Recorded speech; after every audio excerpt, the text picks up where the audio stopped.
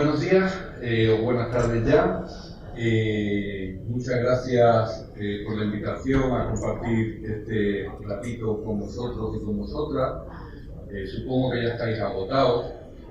Supongo que mucho de lo que yo voy a decir ya está cansado hasta los sonidos. Lo tenéis saturado. Supongo que muchas cosas de las que voy a decir os van a sonar ya repetidas, pero igual dicho por otra persona o en el momento final pueden añadir algo de luz. Yo voy a tratar de compartir con todos y con todas vosotras tres ideas o tres apartados donde desarrollaré algunas ideas de forma muy breve en estos 25 minutos. La primera es una afirmación contundente y radical. Estamos viviendo una época, estamos viviendo un tiempo que yo califico de tiempo en transición, o tiempo de interregno, o tiempo de incertidumbre. Es decir, que estamos aportando muchas soluciones, muchas respuestas a preguntas que son del pasado, pero no son del presente. Estamos viviendo una época de la humanidad donde la historia se estira hacia el futuro y nosotros seguimos dando respuestas desde el pasado. Y esto está pasando en economía, esto está pasando en política y esto está pasando también en el campo de la humanización en todos sus ámbitos y disciplinas. Sería la primera idea que voy a desarrollar brevemente. La segunda es, bueno, en este momento de interregno, ¿qué características tiene el mundo para que nosotros podamos dar respuestas adecuadas? Es decir, algunas notas del contexto. En breve no voy a hacer un análisis de la sociedad, sino simplemente tres sugerencias. Y por último voy a plantear tres retos que nos exige en este momento el ámbito de la humanización. Tres retos que me parecen de urgencia, tres retos que me parecen de emergencia, en el ámbito de lo sanitario, pero también en el ámbito de lo social, de lo político, de lo económico. Mirad, ¿qué significa un tiempo de interregno? Pues dice Ulrich Beck, sociólogo que murió hace un año y pico, y él dejó escrito un libro que después se publicó, que lo que nos decía era lo siguiente: mirad, los conceptos que tenemos para describir el mundo ya no nos sirven. Seguimos describiendo el mundo con conceptos antiguos. Y pone muchos ejemplos del ámbito de la ecología, de la política, de la filosofía. También Bauman habla de que estamos en un periodo de interregno. A mí, describir esto de la forma más nítida es con un graffiti que yo leí en Quito, pero seguro que habéis visto o habéis escuchado en otros ámbitos, que decían: cuando conocíamos las respuestas, nos cambiaron las preguntas. Bueno, ese es el momento en el cual estamos viviendo. Cuando parece que conocemos las respuestas de qué significa la humanización, cuando tenemos procedimientos de calidad, cuando tenemos procedimientos de transparencia y buen gobierno, cuando tenemos una serie de certificaciones, ahora nos decía el emotivamente responsable, bueno, pues cuando ya hemos conseguido todos esos ámbitos, lo que nos están cambiando radicalmente son las preguntas. Porque la pregunta que tenemos radical no es cómo humanizar los distintos ámbitos, sino la pregunta radical es: ¿qué es en nuestros días ser humano? ¿Qué es en el horizonte poshumano? Cuando incluso se habla, como ahora veremos, de inmortalidad, cuando se habla de una serie de características que nos hacen ser casi o cuasi máquinas, ¿qué significa ser humano? Cuando se habla de un horizonte sin enfermedad, que os puede parecer utópico, pero seguramente está más cercano de lo que nos parece, ¿qué significa ser humano? Y la pregunta ya no es respondernos con significa, como ayer decía Luis, la mirada, el corazón, la voluntad, o significa comunicar mejor, o significa estar emotivamente más cercano. No, la pregunta radical es: ¿qué es ser humano? Claro, si lo ponemos en el ámbito de lo social, cuando hace muchos años el movimiento obrero empezó con sus luchas, la cuestión social era ¿qué significaba la justicia? ¿Qué significaba mejorar el mundo? La pregunta radical ahora es: ¿qué persona merece un trabajo? Porque vivimos en un contexto donde hay población sobrante, un contexto de cuasi humanos. un contexto donde la dignidad o el derecho a tener derecho hay que ganárselo. Porque por el hecho de ser humano, uno no tiene la dignidad de ser humano en el mundo en el cual vivimos. Esto nos lleva, y os tiene que llevar, a un periodo donde tenéis que vivir la incertidumbre, la perplejidad y el encontraros continuamente con encrucijadas cotidianas. Quien no esté viviendo la incertidumbre, no tengo respuesta. Quien no esté viviendo la perplejidad, Dios mío, con lo que me he encontrado. Y el que no se encuentre cotidianamente en una encrucijada vital, no está humanizando el mundo. Quien trate de humanizar el mundo con respuestas firmes, seguras, claras y distintas, no está humanizando al mundo, sino que se está defendiendo del mundo. Por eso tenemos que prepararnos para vivir la incertidumbre, para vivir la perplejidad y para afrontar las encrucijadas. Pero ¿cómo es ese mundo que estamos viviendo? ¿En qué mundo nos estamos desarrollando? Pues mira, yo me gustaría hacer solo 3 notas. Podríamos poner muchas más en profundidad, pero 3 notas que creo que están cambiando el mundo radicalmente en estos momentos. El primero es, hemos pasado de un mundo donde la precariedad o la vulnerabilidad era personal a un mundo donde somos estructuralmente precarios. Claro que antes, cuando sociológicamente nos acercábamos a la realidad, hablábamos de colectivos, mayores, los enfermos, capacitados, drogodependientes, y ahora de lo que estamos hablando de una estructura de radical precariedad. Yo pongo un ejemplo que a mí me iluminó para conceptualizar este concepto. Durante los años de la crisis, un matrimonio esperando a ser atendido en un proyecto de Cáritas, donde había un matrimonio joven con 2 niños pequeños, me acerqué a ellos y me dijeron, yo nunca pensé que iba a tener que estar pidiendo ayuda en casa. Yo nunca pensé, porque yo tenía mi trabajo, yo tenía mi casa, yo tenía mi vida normal. Ayer presentaba Cáritas y la Fundación Fuesa un adelanto de datos sobre empleo, y una de las conclusiones es que el 50% de las familias donde hay una persona trabajando viven en una precariedad profunda. Es decir, no llegan a fin de mes, para entendernos un poco en estos términos. Ya no es el concepto de desempleado como colectivo en precariedad, sino que la estructura es precaria. Y cualquiera de vosotras, cualquiera de vosotros, o yo mismo, profesor de universidad, mañana podemos estar en una situación de precariedad absoluta. El mundo se ha hecho precario. Pero ya no es atender a la humanización de una persona precaria, sino cómo humanizar un mundo que es estructuralmente precario. Donde los riesgos sistémicos estamos tratando de imputarlo a personas concretas con nombre y apellido. ¿Cómo humanizar a una persona que es víctima de una estructura? No simplemente cómo atender a una persona que vive en una estructura. Ahí hay una pregunta que entiendo que tiene intensidad y que tiene densidad. El segundo elemento es lo que Chulhan llama el enjambre digital, es decir, el mundo de lo digital, el mundo virtual. Es un mundo que ha cambiado lo humano. Pero filosóficamente había 2 características esenciales del humano.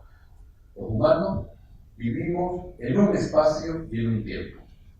El mundo digital ha roto el espacio y el tiempo. El tiempo es el instante, el referente es el futuro. El aquí y el ahora no existe. Yo puedo estar en contacto con miles de kilómetros de aquí de una forma mucho más presente que con cualquiera de vosotros o vosotras que estáis enfrente de mí. Me pueden estar llegando WhatsApp de Haití. Claro, uno de los últimos ciclones que hubo en Haití, nosotros desde Europa, vía un teléfono satélite, conocíamos mucho más rápido y mucho mejor lo que estaba ocurriendo en algunas zonas de Haití que en la capital, Puerto Príncipe.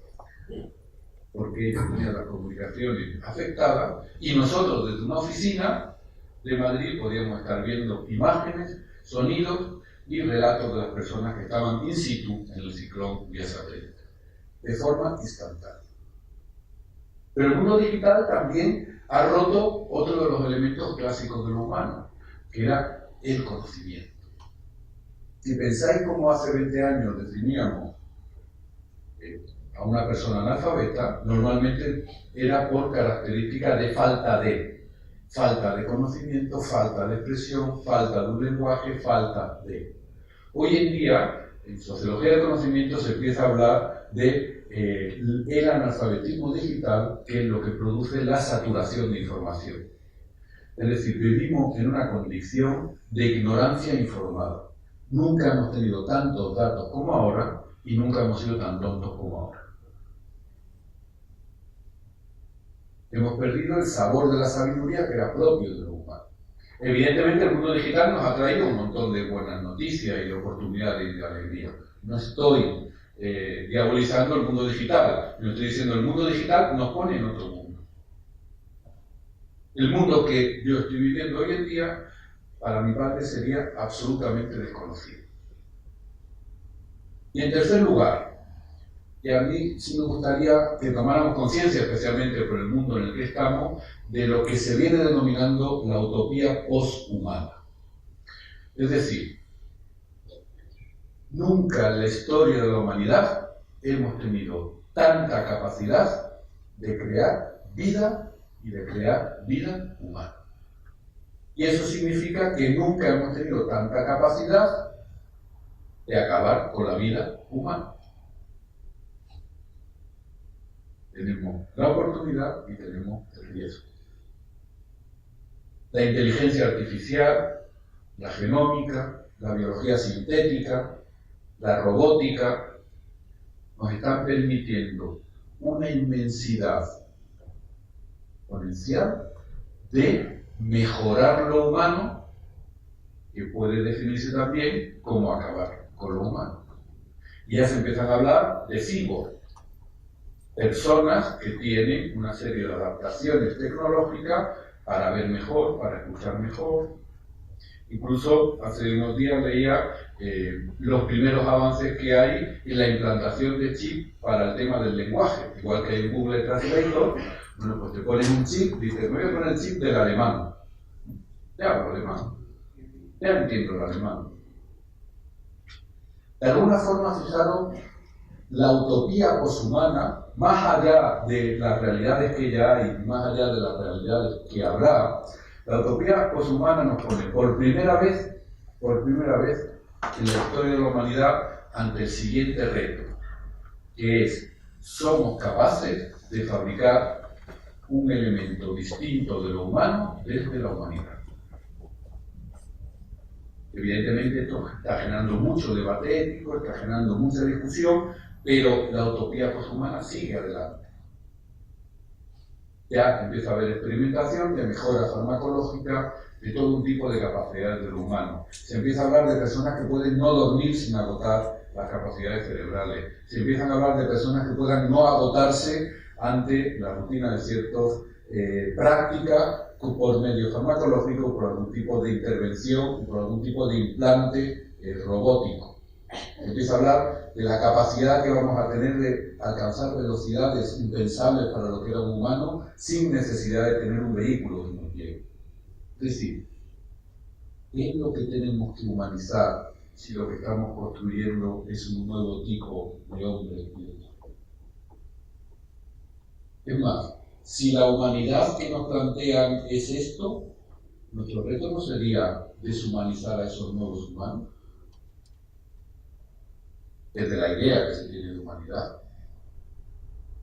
¿Qué retos son éticamente aceptables y cuáles no? Fijaros, una estructura radicalmente precaria, una estructura que nos ha cambiado la base de la antropología clásica, espacio-tiempo, y una utopía poshumana que nos está hablando de otra forma de ser humano. Claro que no es simplemente curar más o curar mejor o tener una mejor mente, no. Se trata de cualitativamente construir un ser que es distinto a lo que hoy tenemos. Es la emergencia de una nueva clase de ser humano. No simplemente un ser humano mejor tratado o que le duelan menos las cosas. Pues mirad, yo creo que ante esto tenemos tres retos fundamentales. Seguramente habrá mucho más y vosotros tendréis en vuestro corazón, en vuestro pensamiento, muchos más. Pero a mí se me ocurre que hay tres retos principales. El primero, y yo lo defino así, que es redescubrir la vulnerabilidad de lo humano. Claro, muy curioso cómo la filosofía ha cambiado su velocidad y su dirección. Si desde Aristóteles tratábamos de definir a lo humano como aquel ser racional que estaba por encima de los animales, la filosofía ahora empieza a definir que la humanidad, la real humanidad, lo más humano del ser humano es su vulnerabilidad. Y la conciencia de su vulnerabilidad. Eso es muy novedoso en la historia de la filosofía. Siempre hemos definido el humano por aquello que nos supera al reino animal, al reino inmaterial. Y ahora nos encontramos que el gran descubrimiento de la filosofía es cómo redescubrir la vulnerabilidad que realmente nos hace humanos. Saben muchas publicaciones de este tipo. El ser humano, animal, vulnerable. La vulnerabilidad en la dignidad del humano. Pero fijaros, no es una vulnerabilidad en el sentido de una falta de derechos porque la sociedad es injusta. No, no es una vulnerabilidad esencial y antropológica. No somos mientras no seamos tocados. Ya, ayer me acabé mucho. No somos. Yo requiero al otro para ser.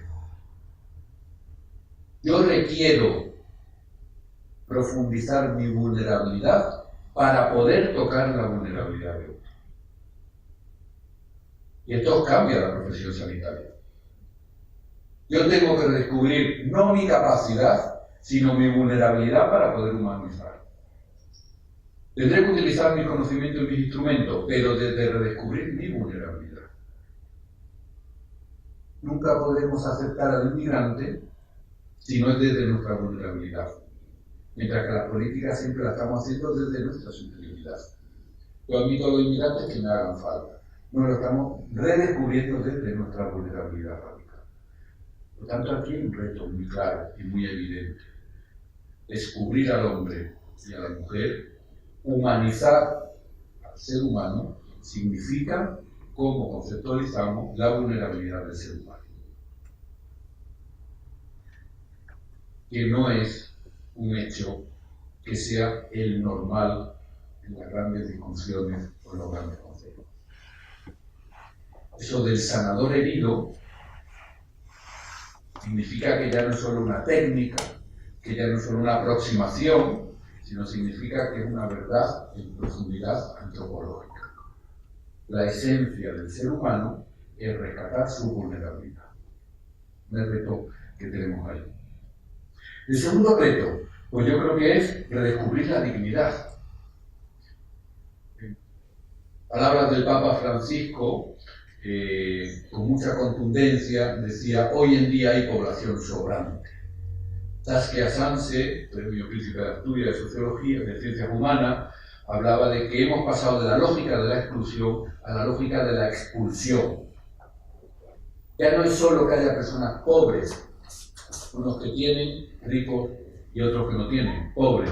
Ya ni siquiera es una lógica de la exclusión, unos que están dentro y otros que quedan por los márgenes, sino que es la lógica más profunda de la expulsión. Tú no nos hace falta.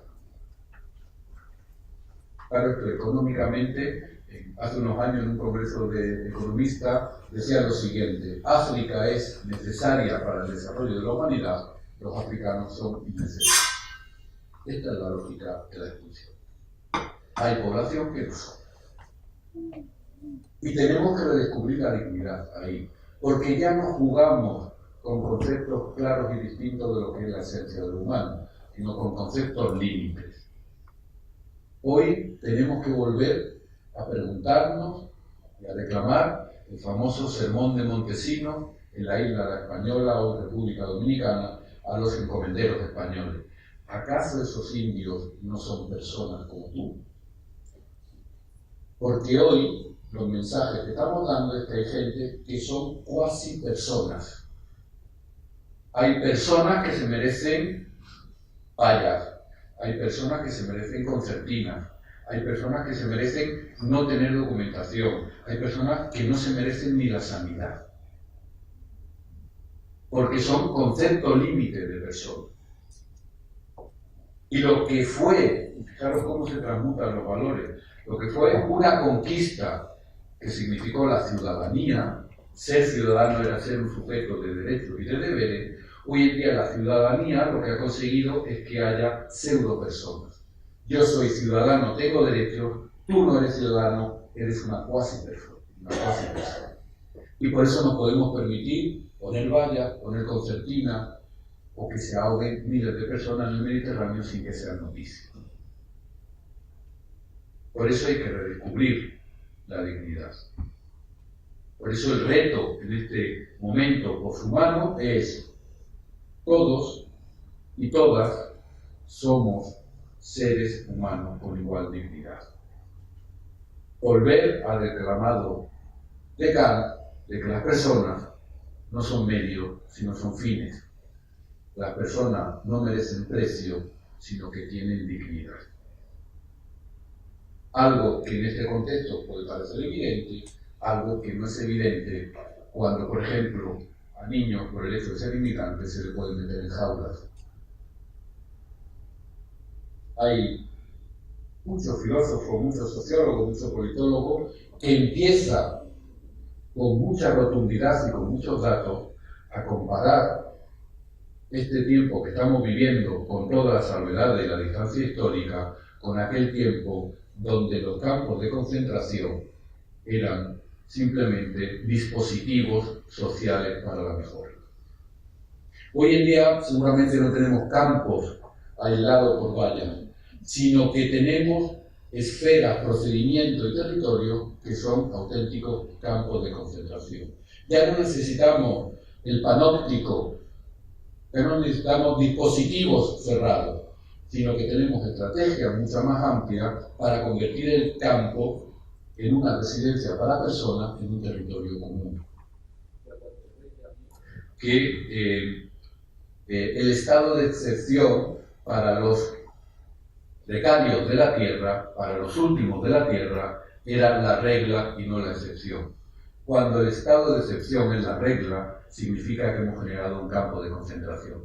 Y hoy en día, para muchas personas de la humanidad, el estado de excepción, es decir, no tener dada la vida, por supuesto, significa la regla, lo cotidiano, el día a día. Y eso significa que en nuestro mundo, la política, la economía, la ética, está construyendo campos conscientes o inconscientemente. Por último, y ya termino, en este contexto me parece absolutamente esencial no solo rescatar la dignidad, no solo rescatar la vulnerabilidad como un esencial antropológico, sino rescatar la profundidad, rescatar la espiritualidad, rescatar la mística. Lo afirmo como creyente cristiano, pero lo afirmo también como filósofo, para toda la humanidad independientemente de sus creencias. Eso que se ha llamado la inteligencia espiritual, las competencias espirituales, algo que en el mundo sanitario era más común porque la OMS lo tiene descrito, significa que en todos los campos de nuestra existencia tenemos que volver a ir al fondo y al hondo, como diría Santa Teresa. Lo humano significa tener capacidad de trascendencia y no quedarse en el mero dato. Lo humano significa ir al fondo. Lo humano significa ir a aquello que no se ve, pero se sabe que está. Lo humano significa poder pararse ante un mundo para ver cosas que otros no pueden ver. En este horizonte poshumano, humanizar el mundo significa luchar contra esas estructuras que están acabando con la dignidad de aquellos más pequeños. Significa descubrir que todos somos vulnerables para encontrarnos en un mundo común, y significa ir al fondo y a lo hondo. Significa ser activos, ser reflexivos y ser místicos. Ojalá podamos humanizar desde esa triada que significa ser persona, que no es más que un ser actuante, reflexivo, vulnerable y espiritual. Muchas gracias.